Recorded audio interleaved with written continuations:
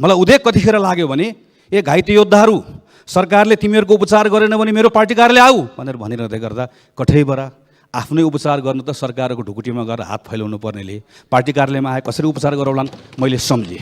बोसो लागेको बेलामा प्रतिपक्षमा बस्दै गर्दा गाह्रो हुन्छ, केही समय बिस्तारै बानी पर्छ। एउटा प्रश्नको उत्तर यो नयाँ सरकारले दिनुपर्छ, तर गफबाट होइन, कुराबाट होइन, कामबाट। Action speaks louder than words. सबैभन्दा छक्क परेको सभामुख महोदय कतिखेर हो भने जतिखेर उहाँले यहाँ उभिएर भ्रष्टाचारको कुरा गर्नु, म त झुक्किएँ। यसो हेरेकोमा त केही मान्ने होइन। जतिखेर सम्माननीय हुनुहुन्थ्यो, दिनको एउटा काण्ड गराउने, काण्डलाई ढाकछोप गर्ने, काण्ड गर्नेलाई जोगाउने, अनि काण्डको छानबिन गर्नलाई बनाएको संविधानले बनाएको निकायलाई पङ्गु बनाउने। यहाँ सांसद जनताले चुनेर माननीय बनाउँछन्, माननीयले मन लाग्नेलाई सम्माननीय बनाउँछन्, यहाँ राख्छन्, मन नलाग्नेलाई उता पठाउँछन्। भूमि फिर्ता कहिले आउँछ, कहिले ल्याउँछौ? मैले यसो गनेर हेरेको, जेष्ठ 31 गते 2077 सालमा सिङ्गो संसद उभिएर संविधान पास गरेर ल है अगाडि बढ्नुहोस् भन्दै गर्दा 1 वर्ष 2 पक्ष बहुपक्ष अनेकन वार्ता, टेलिफोन वार्ता भएछ।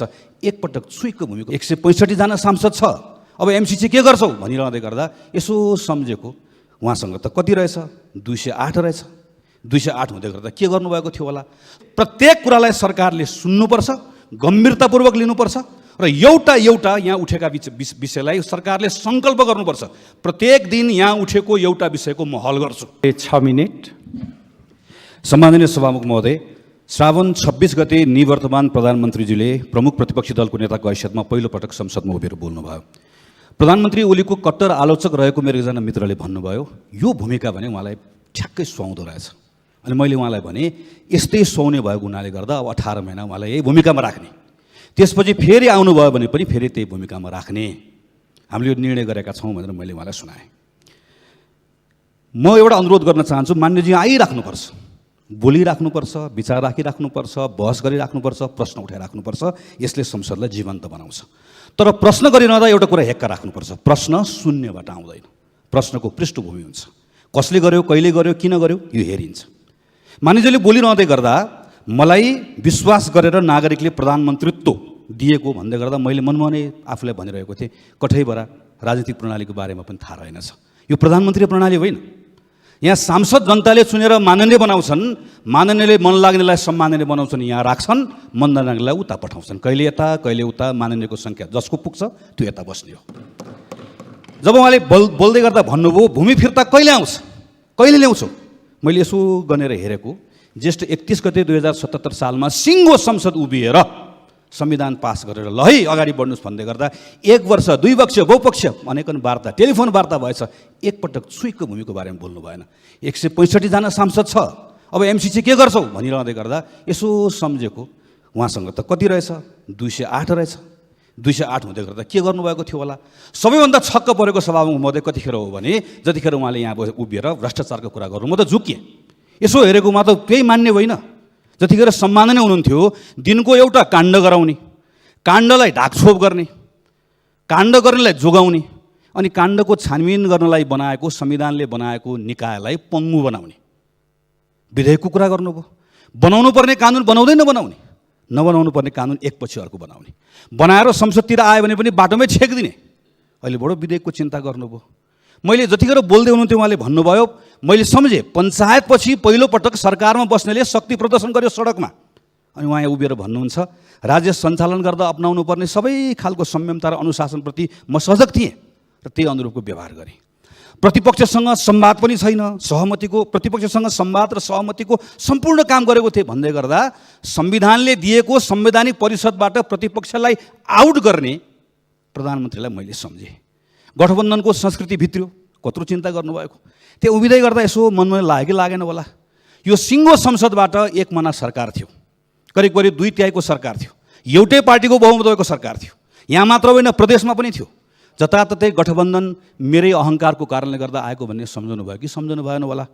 मलाई उदेक कतिखेर लाग्यो भने ए घाइते योद्धाहरू सरकारले तिमीहरूको उपचार गरेन भने मेरो पार्टी कार्यालय आऊ भनेर भनिरहँदै गर्दा कठैबाट आफ्नै उपचार गर्न त सरकारको ढुकुटीमा गएर हात फैलाउनु पर्नेले पार्टी कार्यालयमा आए कसरी उपचार गराउलान् मैले सम्झेँ। प्रश्नमा थुप्रै आत्मश्लाघा थियो, अहङ्कार थियो, क्रोध थियो, ईर्ष्या थियो, रिस थियो, कुण्ठा थियो। तर पनि सम्माननीय सभामुख महोदय मार्फत म सरकारलाई भन्न चाहन्छु, प्रतिपक्षले गरेको प्रश्न निम्छरो हुँदैन। प्रश्नै हो। प्रश्नलाई सरकारले गम्भीरतापूर्वक लिनुपर्छ। एउटा प्रश्नको उत्तर यो नयाँ सरकारले दिनुपर्छ, तर गफबाट होइन, कुराबाट होइन, कामबाट। Action speaks louder than words. एक्सनबाट दिनुपर्छ। साझा न्यूनतम कार्यक्रम आयो, त्यो भनेको सरकारको दिशा बतायो। जनता सरकारको दिशा हेरेर मात्रै अब चित्त बुझाउँदैनन्, सरकारको सही मतिबाट द्रुत गतिमा सरकार हिँडेको हेर्न चाहन्छन्। बिजनेस एज युजुअल चल्दैन। त्यसै सम्मानित सभामुख महोदय मार्फत मेरो प्रधानमन्त्रीजीलाई आग्रह, मन्त्री परिषदलाई पूर्णता किन नदिएको? यत्रो दिनसम्म भित्रका राजनीतिक घचपच के छ, यो जनतासँग सरकार हुने विषय होइन। द्रुत गतिमा मन्त्री परिषदलाई पूर्णता दिनुपर्छ। खोपको प्राथमिकता सरकारले ठिक ढङ्गले लिएको छ। खोप उपलब्ध गराउने कुरा सँगसँगै खोपको व्यवस्थापनको कुरा आज हामीले लामो छलफल गरेका छौँ। खोप मात्र होइन, दसैँमा हेर्नुहोस् त, भारतको खुला सिमानाबाट कति लाख नागरिक आउँछन्, काठमाडौँबाट कति गाउँमा जान्छन्। हामी चैतमा खोप पुर्याउने कुरा गर्दैछौँ, कति प्रतिशतले असोज कार्तिकमा खोप पाउँछन्। हामी त्यस पछाडि यो हामीले गर्नुपर्ने पूर्व तयारी खोप बाहेक अरू गर्नुपर्ने तयारीहरू कति गरिरहेका छौँ। कोभिडको कारणले गर्दा देखिने गरेको स्वास्थ्य क्षेत्र थला परेको छ, तर गैर स्वास्थ्य क्षेत्र बाँकी छ। कृषिको क्षेत्र, शिक्षाको क्षेत्र, सेवाको क्षेत्र हेर्नुहोस् त, पर्यटन, यातायात, मनोरञ्जनको क्षेत्र, कति मान्छे कङ्गाल बनेका छन्, घरबार डुबेको छ मानिसहरूको। यिनीहरूको क्षेत्रमा ठोस काम गर्नुपर्छ कि पर्दैन? अघि एकजना मान्यज्यूले भन्नुभयो, यहाँ बोल्दै गर्दा जति पटक परमादेश भने पनि त्यही परमादेशका आधारमा मान्यज्यूहरू यहाँ आउनुभएको छ, थपक्क बस्नुभएको छ। कोही जानेवाला हुनुहुन्न, राजीनामा दिएर बिल्ला लाएरै आउनुहुन्छ। म सरकारलाई भन्छु, चित्त नदुखाउनुहोस्। चित्त दुखेर भन्नुभएको, बोसो लागेको बेलामा प्रतिपक्षमा बस्दै गर्दा गाह्रो हुन्छ, केही समय बिस्तारै बानी पर्छ। तर यति भन्छु सरकारलाई, मान्यज्यूले उठाउनु भएको कुरामा ध्यान दिनुहोस्। गम्भीर विषयहरू उठाउनु भएको छ शून्य समयमा, यो विशेष समयमा। अफगानिस्तानको नेपाली नागरिकहरूको रेस्क्यु गर्ने कुरा, वा भूतपूर्व ब्रिटिस गोर्खाहरू अहिले बेलायतमा बसिरहेको अनसनको कुरा, वैदेशिक रोजगारमा जाने नागरिकहरूको कहिले क्युआर कोडको कारणले गर्दा, कहिले हाम्रो टेस्ट नभएको कारणले गर्दा हेर्नुहोस् त, इपिएस दिएर बसेका कति नागरिकहरू सरकारले एउटा निर्णय गरिदियो भने कोरिया जान पाउँछन्। परीक्षा दिने विद्यार्थीको हालत हेर्नुहोस् त। सिन्धुपाल्चोक, मनाम, लमजुङतिर बाढी पहिरोको कारणले गर्दा काठमाडौँको मेलम्चीको भविष्यको कुरादेखि लिएर नागरिकताको विधेयक, एसिडको विधेयक, त्यसै गरिकन जयसिंह धामी सम्बन्धी अध्ययनको प्रतिवेदन, बिपी प्रतिष्ठान धरानको प्रतिवेदनको कार्यान्वयन, वास्तविक भूमिहीनहरूले भूमि प्राप्त गर्ने कुरादेखि लिएर लिम्पियाधुरा लिपुलेकसम्मको भूमि फिर्ता ल्याउने महत्त्वपूर्ण कुराहरू संसदमा उठेको छ। यो प्रत्येक कुरालाई हाम्रो सरकारले सुन्नुपर्छ। म टुङ्गाए सम्माननीय सभामुख महोदय, प्रत्येक कुरालाई सरकारले सुन्नुपर्छ, गम्भीरतापूर्वक लिनुपर्छ र एउटा यहाँ उठेका विषयलाई सरकारले सङ्कल्प गर्नुपर्छ। प्रत्येक दिन यहाँ उठेको एउटा विषयको म हल गर्छु, म समस्याको समाधान गर्छु। मान्य अर्थमन्त्रीले श्वेतपत्र राख्नुभयो, सार्वजनिक गर्नुभयो, अब सार्वजनिक गर्ने होइन, अब सङ्कल्प। सार्वजनिक गरेको ठिक छ, बताउनु भयो, अब हामीलाई सङ्कल्प चाहियो। हेर्नुहोस् त, बजेट कति अनुशासनहीन ढङ्गले, वित्तीय अनुशासनहीनता, बजेटभन्दा कहाँ गएर स्रोतको सुनिश्चित गरिएको छ। सार्वजनिक ऋणको भार हामीले कति बोक्नु परेको छ। इकोनोमिक रिकभरीको प्याकेजको त्यति कुरा गरिएको छ, तर कसले पाएको छ, कहाँ पाएको छ, कागजमा पायो। कसले कोभिडबाट थला परेको कुन चाहिँ उद्यमीले मद्दत पाएको छ, आँकडा हेर्नुहोस् त। कति मान्छे रोजगारविहीन भएका छन्, कति मान्छे घरबारविहीन भएका छन्। त्यसैले सम्माननीय सभामुख महोदय, म अन्त्यमा आग्रह गर्न चाहन्छु। मैले अघि सुरुमा भने, पूर्व प्रधानमन्त्रीजीको बारेमा मैले भने, प्रमुख प्रतिपक्षी दलको ठाउँ सुहाएको छ। हामीले भन्यौँ वर्तमान प्रधानमन्त्रीलाई प्रधानमन्त्रीको ठाउँ सुहाएको छ, त्यही भएर भोट दिएको। तर हामीले दाबी गरेर पुग्दैन। अब जनताले पत्याउनुपर्छ, गफले पत्याउनन्, कामले पत्याउनुपर्छ। दिशा बताइयो, अब सही मतिका साथमा, द्रुत गतिका साथमा काम गरेर त्यो ठाउँ सुहाउँछ भन्ने कुरा प्रमाणित गर्ने बेला आएको छ। त्यसका निम्ति हाम्रो तर्फबाट सम्पूर्ण सहयोग रहन्छ, यति कुरा राख्छु। धन्यवाद, नमस्कार, जय नेपाल। यो सरकार नालायक छ भने हामी यो संसदमा जोरदार माग गर्न चाहन्छौँ। एउटा सरकारले हनुमान बाहेक अरू नदेख्ने, एउटा सरकारले कुनमान बाहेक अरू नदेख्ने, मानिसलाई जिउँदै जलाउने अपराधीलाई छुटाउने योजनामा सरकार अग्रसर छ रे। कालापानी, लिपुलेक र लिम्पियाधुराको भूभागलाई समस्याको रूपमा उल्लेख गर्नु भनेको यो गरिमामय संसदप्रतिको अपमान हो। कुलमान बाहेक अर्को मान्छे छैन त। कुलमान बुढो भएपछि के गर्छ त्यो सरकारले? यो कुलमान बुढो भएपछि अर्को कुलमान कसरी खोज्छ? छिमेकीको सुरक्षाकर्मीले आफ्नो नागरिकलाई बलात्कार गरी ट्विनको टार काटी हत्या गर्दासम्म नेपाल सरकारको एउटा न विज्ञप्ति आउँछ, न सुरक्षा निकायको आँखा र कान दुवै खुल्छ। 5 महिनादेखि एउटा खोप लगाएको, 5 महिनादेखि खोप लाउन पाएका थिएनन्। अहिले आएर यो सरकारले चाहिँ ज्येष्ठ नागरिकहरूलाई खोप दिने व्यवस्था जनप्रतिनिधि र नेताको उपनाम नै टोल टोलमा भ्रष्टाचारी भन्ने सुनिन्छ। संविधानको रक्षा गऱ्यौँ, लोकतन्त्रको पक्षधर हौँ भनी अहिले परमादेशबाट बनेको सरकारले निकै झ्याली पिटेको देखिन्छ। त्यसैले सभामुख महोदय, सम्माननीय प्रधानमन्त्रीले सरकारको सुरुवाती त सही बाटो गर्नु भएन, तर पनि हनीमुनको पिरियड स्थानीय जनप्रतिनिधि, प्रदेश जनप्रतिनिधि र सङ्घका जनप्रतिनिधिको सम्पत्ति छानबिन गरोस् भन्दै सभामुख मार्फत देउबा सरकारलाई जनप्रतिनिधिको सम्पत्ति छानबिन गरोस् भन्दै जोरदार माग गर्दछु। हस्त धन्यवाद। माननीय श्री इन्दु कुमारी शर्मा।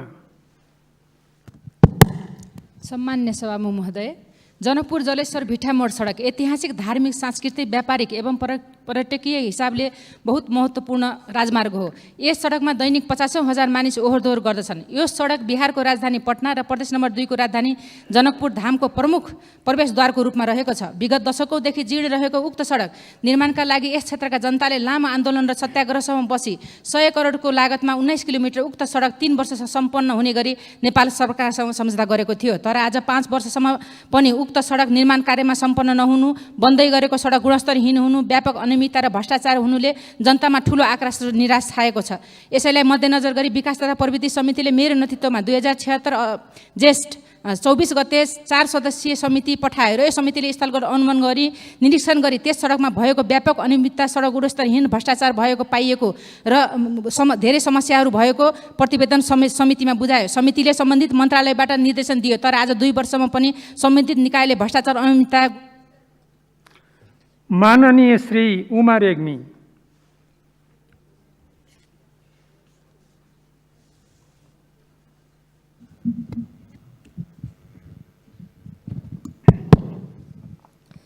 सम्मानीय सभामुखज्यू, यो असारे बजेटले मुलुकको धनराशि अत्यन्त लथालिङ्ग भएको छ, दुरुपयोग भएको छ र पानी परेको बेलामा बाटो बनाउनाले त्यो बाटो फेरि 1 महिना पनि नबित्दै भत्केर जाने अवस्था भएको छ। त्यसकारणले यो समयमा काम नगर्ने ठेकदारलाई पनि कारबाहीको व्यवस्था हुनु पर्यो र जेठ 15 मा बजेट आइसकेपछि त्यो वर्षको चाहिँ बन्द गर्नु पर्यो। जेठ 15 भन्दा पछाडि, जेठ 15 सम्म जति काम भयो नभएकोलाई चाहिँ बन्द गर्नु पर्यो। यो व्यवस्था हुनु पर्यो। म अनुरोध गर्न चाहन्छु सभामुखज्यूलाई। र अर्को, कोरोना बढेर गएको छ, त्यसको टेस्ट पनि बढाएर लिएर जानु पर्यो र म सरकारलाई धन्यवाद दिन चाहन्छु कि ज्येष्ठ नागरिकहरूले 5 महिनादेखि एउटा खोप लगाएको, 5 महिनादेखि खोप लगाउन पाएका थिएनन्। अहिले आएर यो सरकारले चाहिँ ज्येष्ठ नागरिकहरूलाई खोप दिने व्यवस्था। मान्य श्री कल्याणी कुमारी खड्का।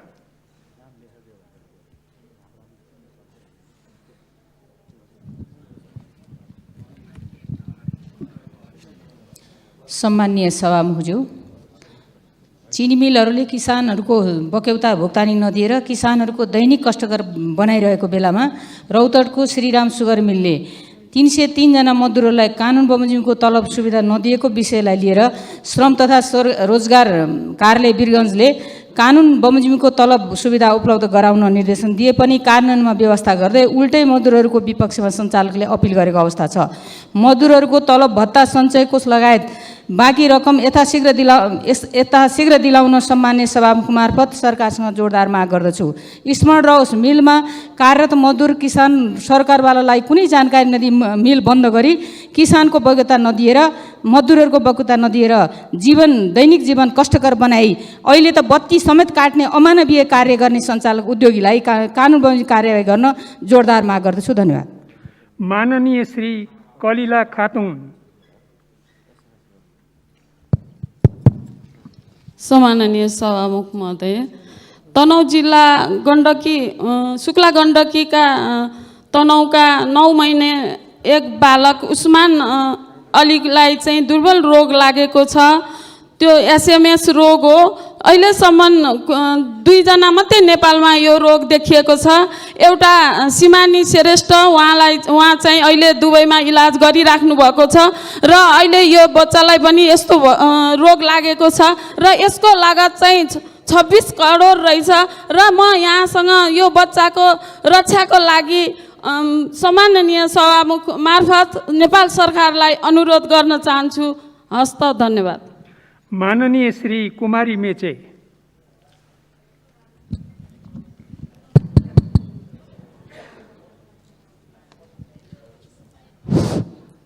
सम्मानीय सभामुख महोदय, म झापाको एउटा प्रतिनिधि भएको नाताले म अस्ति भर्खर गएर थिएँ हाम्रो झापामा। सबैभन्दा एकदम झापामा अहिले बढी पनि यो कोरोना गइरहेको छ। बालबालिकादेखि ल्याएर बुढाबुढीसम्म 70 छन्। यी रोगबाट कसरी बाँच्ने, तपाईँहरूले सामग्रीहरू के हुन्छ, यी झापामा जसरी पनि तपाईँहरूले जोरजार गरेर तपाईँहरूले लानुपर्नुपर्छ। र यो कोरोनाले गर्दाखेरि यो खोप पनि कतिजनाले खोपहरू कतिको हान्दैछौ भनेर बुढाबुढीलाई भन्दा खोइ कहाँ लेख्न जानुपर्छ अरे, कहाँ खोप्न जानुपर्छ अरे भनेर गाह्रो मानिरहेको छ। यी कुराहरूलाई पनि म सरकारसँग जोरजार माग गर्दछु। यी कुराहरूलाई धेरै ध्यान दिनुपर्छ र यो नयाँ सरकारले धेरै नै गर्नुहुन्छ भन्ने आशा छ जनताहरूलाई। यो आफ्नो एउटा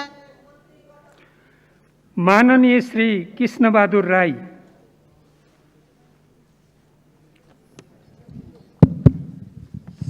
सम्माननीय सभामुख महोदय, काठमाडौँ क्षेत्र नम्बर 3 को एउटा महत्त्वपूर्ण सडक जोरपाटी सुन्दरजल खण्डको सडक 73 सालदेखि टेन्डर आह्वान भएर अहिलेसम्म त्यो बन्न सकेको छैन। त्यति मात्र होइन, टेन्डरमा जुन मापदण्ड अपनाउनु पर्ने हो त्योसम्म अपनाइएको देखिँदैन। अहिले बर्खामा त्यो एकदमै बेहाल छ। त्यसै गरी चुच्चेपाटीबाट आरुबारी सडक खण्ड पनि टेन्डर आह्वान भएर त्यो काम पनि लथालिङ्ग अवस्थामै छ। त्यसै गरी गुहेश्वरी गोकर्णेश्वर खण्डको बागमती करिडोरको सडक पनि त्यस्तै लथालिङ्ग अवस्थामा छ। निर्माण व्यवसायी र सम्बन्धित सडकको समन्वय नहुँदाखेरि त्यहाँ जनताले जुन दुःख पाइरहेको छ त्यसको चाहिँ हामीले समाधान गर्ने कुनै उपाय नदेखिएको हुनाले यसलाई अविलम्ब सम्बन्धित म निकायहरूको ध्यान आकर्षण गराउन चाहन्छु। धन्यवाद। माननीय श्री कृष्णभक्त पोखरेल।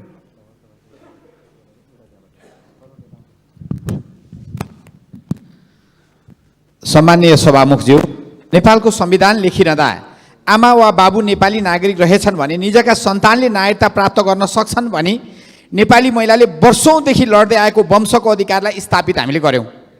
त्यस्तै गरी जन्मसिद्धको सन्तानले नागरिकता पाउने कुरा र गैर आवासीय नेपाली नागरिकता प्रदान गर्ने कुरा पनि हामीले संविधानमा लेख्यौं। संविधान जारी भएको 6 वर्ष पुग्यो।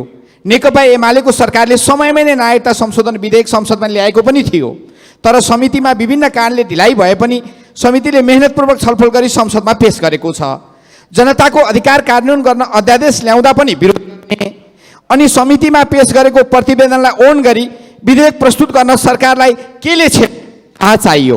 हुन त 1 महिनासम्म मन्त्रीको भागभण्डा गर्न नसक्ने सरकारलाई जनताको विधेयकमा किन ध्यान दिइएन भनी प्रश्न गर्नु पनि नसुहाउने हो। तर पनि जनताको प्रतिनिधिको हिसाबबाट नागरिकता संशोधन विधेयक तत्काल संसदमा पेश गरियोस् भनी म सम्माननीय सभामुख मार्फत सरकारको गम्भीर ध्यान आकर्षण गराउन चाहन्छु। धन्यवाद। माननीय श्री केदार सिग्देल।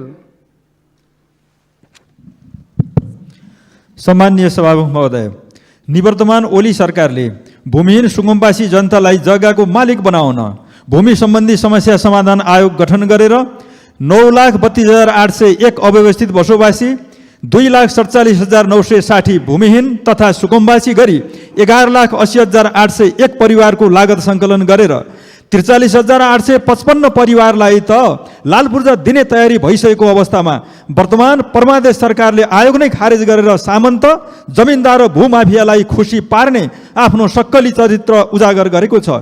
यो जनविरोधी गल्ती यथाशीघ्र छिटो सच्याएर उक्त आयोगलाई पुनर्स्थापित गरी यही आर्थिक वर्षभित्र भूमिहीन सुकुम्बासी र अव्यवस्थित बसोबासीलाई लाल पूर्जा वितरण गर्न सम्माननीय सभामुखज्यू मार्फत नेपाल सरकारसँग जोरदार माग गर्दछु। धन्यवाद। माननीय श्री खगराज अधिकारी।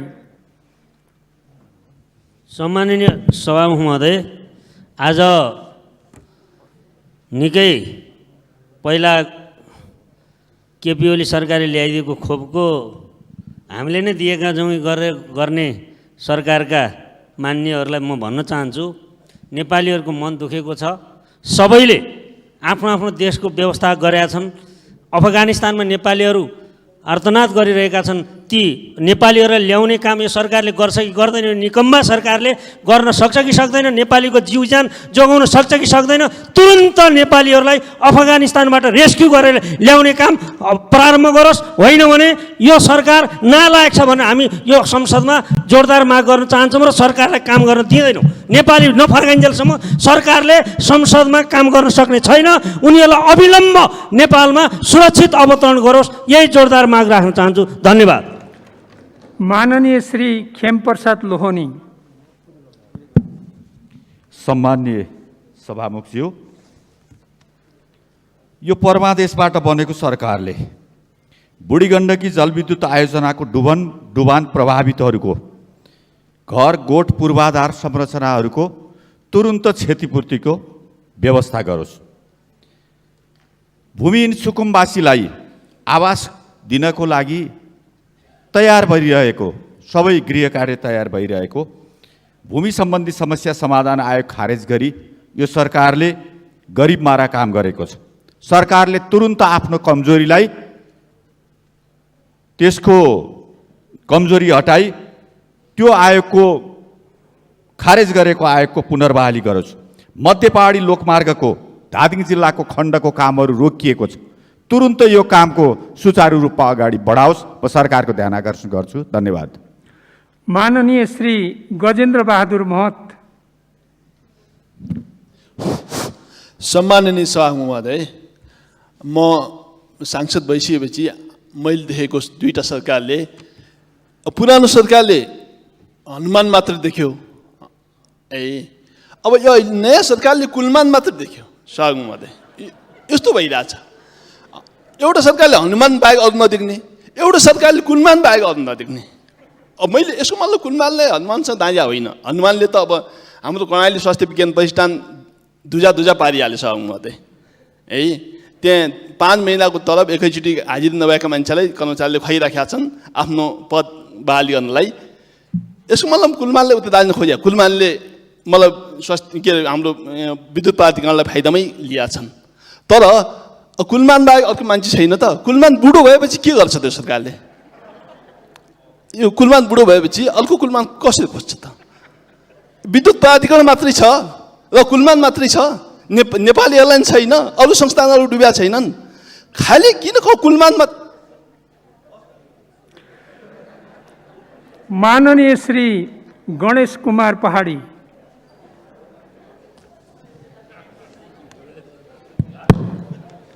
सम्माननीय सभामुख महोदय, केही समय पहिला सम्मानित यो सदनले ऐतिहासिक तथ्य र प्रमाणहरूको आधारमा कालापानी, लिपुलेक र लिम्पियाधुराको भूभाग हाम्रो हो भन्दै नेपालको संविधान संशोधन गरी अनुसूचीमा चुच्चे नक्सा राख्ने काम सर्वसम्मतिबाट गरेको थियो।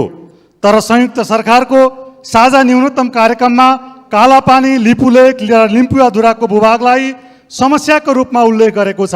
कालापानी, लिपुलेक र लिम्पियाधुराको भूभागलाई समस्याको रूपमा उल्लेख गर्नु भनेको यो गरिमामय संसदप्रतिको अपमान हो। सम्माननीय सभामुख महोदय, कालापानी, लिपुलेक र लिम्पियाधुराको भूभाग हाम्रो हो भन्न र कूटनीतिक पहलबाट समस्याको समाधान गर्छु भन्न यो सरकार किन खुट्टा कमाइरहेको छ? हामी भन्छौँ कालापानी, लिपुलेक र लिम्पियाधुरा हाम्रो हो, हाम्रो हो, हाम्रो हो। धन्यवाद। माननीय श्री गणेश सिंह ठगुन्ना।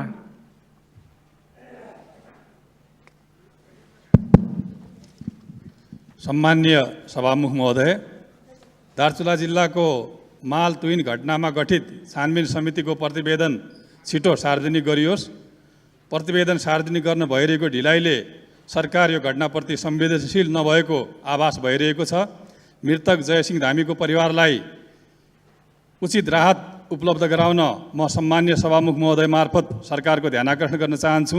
सम्मान्य सभामुख महोदय, सीमा क्षेत्रका बासिन्दाहरूले भोगिरहेको यो पीडालाई दीर्घकालीन समाधानको लागि महाकाली कोरिडोर दार्चुला तिङ्कर सडकलाई यथाशक्य चाँडो कालोपत्र गरी यातायात सञ्चालन गर्न यथोचित बजेट विनियोजन गर्नुपर्दछ।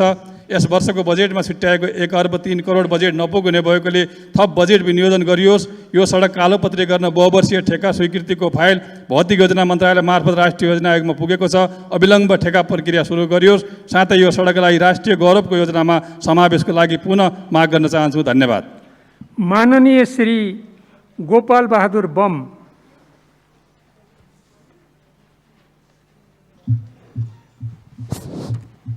सम्माननीय सभामुख महोदय, सर्वप्रथम सबै मान्य सांसदजीहरूले उठाएका शून्य समयका कुरा सरकारलाई कानमा सुनाउने गरिकन कार्यान्वयन गरिदिन अनुरोध गर्न चाहन्छु।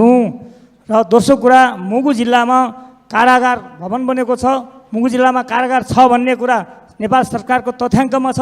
तर आज मुगु जिल्लाका अधिकांश कैदी अथवा छानबिनमा भएका अथवा पूर्वपक्षमा रहेका मान्छेहरू नेपालगञ्ज बर्दिया बाँके बर्दियाका जेलमा बस्नुपर्ने अवस्था छ। त्यहाँको डाँफे, त्यहाँको कस्तुरीलाई नेपाल र बाँके बर्दियामा ल्यायो भने 1 मिनटमा मर्छ भनेपछि त्यो हिमाली जिल्लामा बस्ने मान्छेहरूलाई एकदम तराईमा ल्याएर चाहिँ घाममा कुर्नुपर्ने अवस्था भएको छ। त्यसकारण मुगु जिल्लामा तुरन्त कारागारलाई उद्घाटन गरेर भवन बनिसकेको छ। उद्घाटन गरेर त्यहाँ चाहिँ कार्यान्वयन गरेर त्यहाँ कारागार स्थापना गरिदिन मेरो अनुरोध गर्न चाहन्छु। त्यसकारण चाहिँ सम्माननीय सभामुख महोदय, यो संवेदनशील मानवीय व्यवहार हो, मानवताको कुरा हो। यो एउटा चाहिँ कैदमा बस्यो पनि जेलमा बस्यो भने हिजो सबै। माननीय श्री गोमा देवकोटा।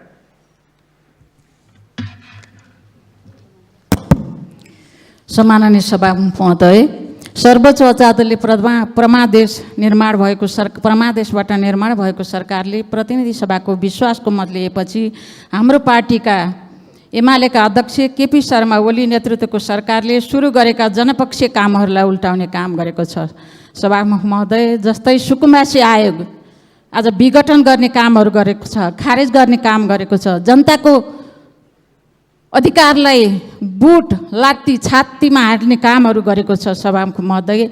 त्यति मात्रै होइन, थुप्रै बसोबास गरेका गरिब जनताहरू, सिन्धुलीको विमान लगायत थुप्रै सुकुम्बासीका ठुला बस्तीहरू ऐलानी छन्। त्यस्तै दाङको भालुभाङ अहिले सदरमुकाम छ, त्यहाँ हामीले सुन्नमा आएका छौँ, त्यो ऐलानी छ। देशका थुप्रै 77 जिल्लामा ऐलानीहरू छन्। यो सरकारले परमादेशबाट बनेको सरकारले देशको र जनताको लागि होइन, आफ्ना कार्यकर्ता भर्ती गर्नको लागि। माननीय श्री गङ्गा चौधरी सतकौवा। सम्माननीय सभामुख महोदय, दिनडाँडै छिमेकी देशले सीमा मिचेर आफ्नो नागरिकलाई आफ्नै देशमा शरणार्थी बनाउँदासम्म प्रशासन बोल्दैन। छिमेकीको सुरक्षाकर्मीले आफ्नो नागरिकलाई बलात्कार गरी ट्विनको टार काटी हत्या गर्दासम्म नेपाल सरकारको एउटा न विज्ञप्ति आउँछ न सुरक्षा निकायको आँखा र कान दुवै खुल्छ।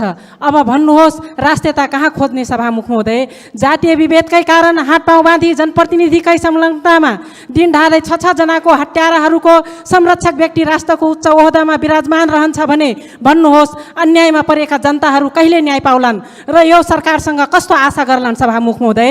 आज रेशम चौधरी आफ्नो समुदायको हक अधिकारको लागि आवाज उठाउने अपराधी भए, तर 23 जना जिउँदै जलाउने चाहिँ लोकतन्त्रवादी भए।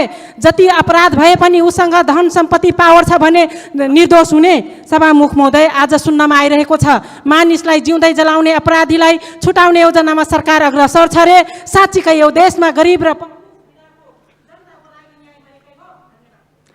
माननीय श्री घनश्याम खतिवडा।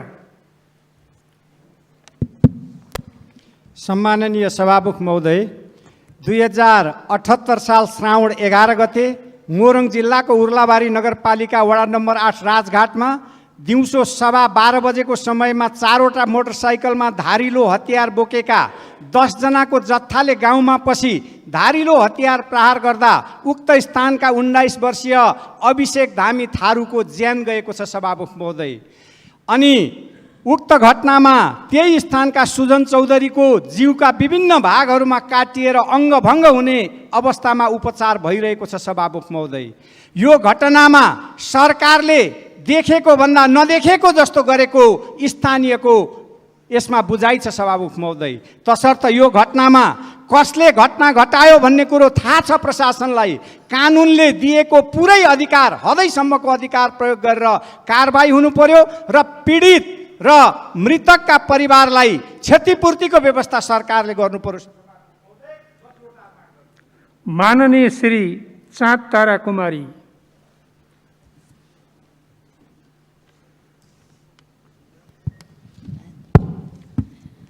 सम्माननीय सभामुखज्यू, राज्य र राज्यभित्र बसोबास गर्ने नागरिकहरू बीचको सम्बन्ध निर्धारण गर्ने माध्यम नै नागरिकता हो। नागरिकता प्राप्त गर्नु कुनै पनि नागरिकको लागि अवसरका सम्पूर्ण ढोका खोलिने हो। नागरिकता एक अत्यन्तै जटिल र संवेदनशील विषय हो, तर पनि समग्र पक्षलाई ध्यान दिँदै राष्ट्रियता, समानता र राज्यविहीनता, अन्तर्राष्ट्रिय अभ्यासहरूलाई पनि ध्यान दिनु पर्दछ। कुनै पनि गैर नागरिकले नागरिकता पाउन हुँदैन, तर अङ्गीकृत तथा जन्मको आधारमा नागरिकता पाएका सन्तानले नागरिकता नपाउनु कहाँसम्मको न्याय हो? अङ्गीकृत तथा जन्मको आधारमा नागरिकता पाएको व्यक्तिका सन्तानहरूले अहिले अत्यन्त दुःख पाइरहेका अवस्था छ। अध्ययन गर्न, वैदेशिक रोजगारमा पनि जान या कुनै पनि काम गर्न सकिरहेका छैनन्। उनीहरूले हामीलाई प्रश्न गर्छन्, के हामी नेपाली होइनौँ? हामीसँग कुनै उत्तर छैन। हुन त योभन्दा अगाडिका सरकारले पनि विभिन्न परिपत्रहरू पठाएर रोक्ने काम गरेको थियो, जसले अझ जटिलता बनाएको थियो। यसर्थ सभामुखज्यू, यसप्रति म गम्भीर ध्यान आकर्षण गराउन चाहन्छु। धन्यवाद। माननीय श्री जीप छिरिङ लामा। सम्मान्य सभामुखज्यू, दोलखा जिल्ला कालिम्चोक गाउँपालिका वडा 5 का लाइबेलाङ रानीबास गट्टे खोलाले भारी पहिरो गएर त्यहाँका चाहिँ 405 जना परिवारहरू विस्थापित भएको छ र यो जमिन कुनै काम नलाग्ने छैन। त्यसैले सरकारले छिटोभन्दा छिटो त्यो जमिनलाई त्यहाँ बसोबास गर्ने बासिन्दाहरूलाई चाहिँ अन्त चाहिँ सार्नुपर्ने परिस्थिति छ र 15 घर चाहिँ अहिले चाहिँ सबै विस्थापित भएको छ। त्यसलाई सरकारले छिटोभन्दा छिटो व्यवस्थित गरोस् भन्ने म माग राख्न चाहन्छु। अब अर्को कुरा चाहिँ यो ज्येष्ठ नागरिकको भत्ता चाहिँ 65 वर्ष कायम गर्नु पर्यो। हामीहरू यहाँ बसेको त कतिपय बिरामीबाट औषध उपचार गरेर पाहाडमा बस्ने चाहिँ ज्येष्ठ नागरिकले चाहिँ उपचार कहाँ पाउँछ? त्यसले 65 वर्षबाट चाहिँ वृत्तबाट दिने व्यवस्था गर्नु पर्यो। अर्को एउटा म भन्न चाहन्छु, हाम्रा सबै मान्यज्यूहरू यो परमदेशबाट बनेको सरकार भन्छ, हामी मान्यहरू पनि सबै त्यो परमदेशबाट आज आएको।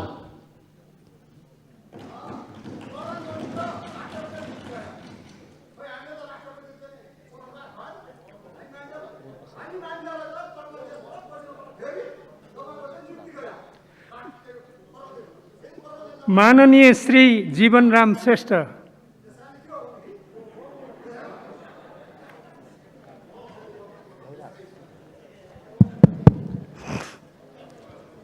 सम्माननीय सभामुख महोदय, यो मेलम्ची आयोजना बाढी पहिरोको कारणले अवरुद्ध भइसकेपछि काठमाडौँभित्रको खानेपानीको समस्या चाहिँ नि सुरु भएको छ। यो समस्या समाधान गर्नको लागि तत्काल सरकारले पहल लियोस् भन्ने म सम्माननीय सभामुखज्यू मार्फत अनुरोध गर्न चाहन्छु। भर्खरै मात्र विश्वको ध्यान आकर्षण भएको ओलम्पिक खेल सम्पन्न भएको छ। मित्र राष्ट्र जापानले यो कठिन परिस्थितिमा पनि भव्य रूपमा यो खेल सम्पन्न गरेकोमा जापान सरकार र जापानिजहरूलाई धन्यवाद ज्ञापन गर्नुपर्छ। र नेपालले मेडल ल्याउन सकेन भन्ने अलि चर्चा परिचर्चा पनि हामीले चाहिँ नि सुन्ने गरेका छौँ। तर यो खेलमा, यो कुम्भ मेलामा 205 वटा देशले सहभागिता जनाएको थियो। 93 देशले मेडल प्राप्त गर्यो। 112 वटा देश चाहिँ नि पदकविहीन भयो। त्यसमा नेपाल पनि रहेको छ। साउथ एसियाबाट भारत एउटाले मात्र मेडल प्राप्त गर्यो, बाँकी देशहरू पदकविहीन भए। यदि नेपालले पनि पदक लिने हो भने अबका दिनहरूमा माननीय श्री जुली कुमारी महतो। सम्माननीय सभामुख महोदय, जनादेशको सरकार विरुद्ध अनेकन षड्यन्त्र गर्दै परमादेशबाट बनेको यो सरकार महिनौँ दिन बितिसक्न लाग्दा पनि पूर्णता दिन सकेको छैन। सभामुख महोदय, 7 दशक लामो सङ्घर्षपछि जनप्रतिनिधिले लेखेको संविधानमा लेखेको छ, कुनै पनि नेपाली नागरिकले नागरिकता प्राप्त गर्ने हकबाट वञ्चित गर्ने छैन। तर संविधान बनेको 6 वर्ष बिति लाग्न सक्दा पनि पहाड हिमाल तराईका नागरिकहरू पहिचानविहीन बनेको छ। नागरिकता बिना पढ्न पाएको छैन, राजधानी पाएको छैन, सभामुख महोदय जागिर पाउन सकेको छैन।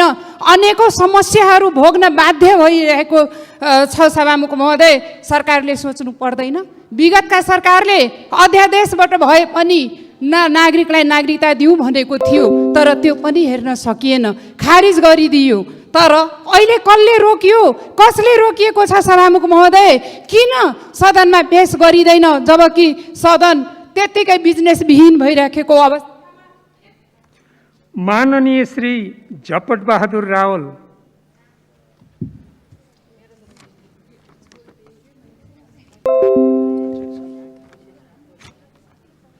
सम्माननीय सभामुख महोदय, यही श्रावण महिनाको 17 गते कैलाली जिल्लाको मोहनियाल गाउँपालिका, रागमलेखाबाट सुर्खेत जिल्लाको चौकुने गाउँपालिका 10 बिजौरामा स्वास्थ्य सेवा लिन जाने क्रममा सुत्केरी गर्भवती महिला र बालकहरू गरी 10 जना सवार रहेको ढुङ्गा कर्णाली नदीमा पल्टिँदा एकजनाको लास तत्कालै भेटिएको र बाँकी बेपत्ता रहेका 3 मध्ये उर्मिला सलामी मगरको लास 9 दिनपछि भेटिएको र बाँकी 2 जना अझै बेपत्ता रहेका छन्।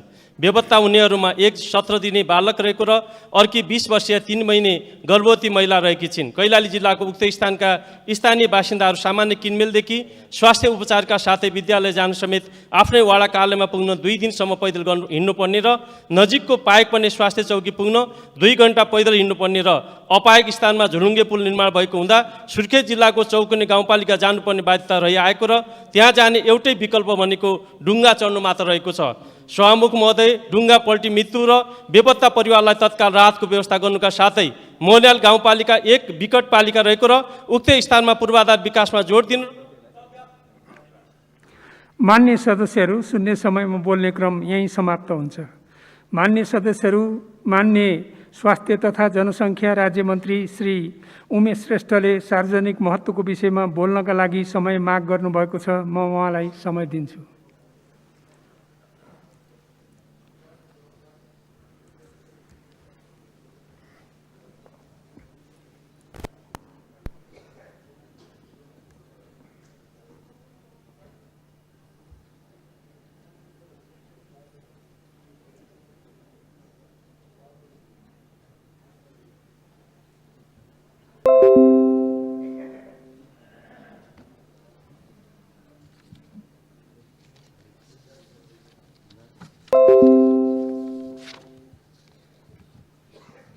सम्मान्य सभामुखज्यू, मुलुक अहिले विश्वव्यापी कोभिड-19 महामारीबाट सृजित जनस्वास्थ्यको कठिन परिस्थितिबाट गुज्रेको छ।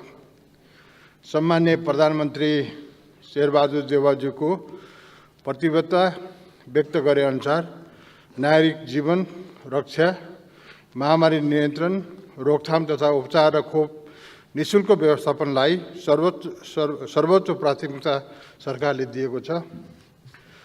खोप आयात, भण्डारण, वितरण गरी नेपाली जनताको जीवन रक्षा जिम्मेवारलाई राष्ट्रिय अभियानको रूपमा बढाएको सदन समक्ष जानकारी गराउन चाहन्छु।